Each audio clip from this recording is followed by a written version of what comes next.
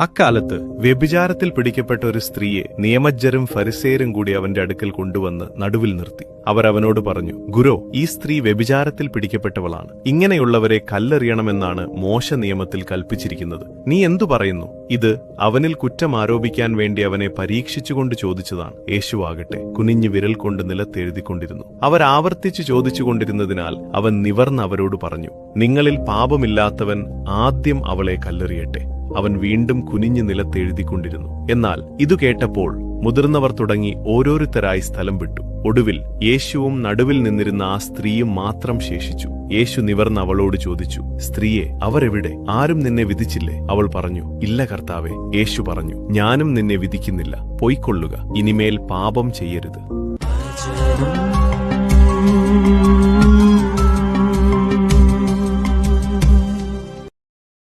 Download ShareChat.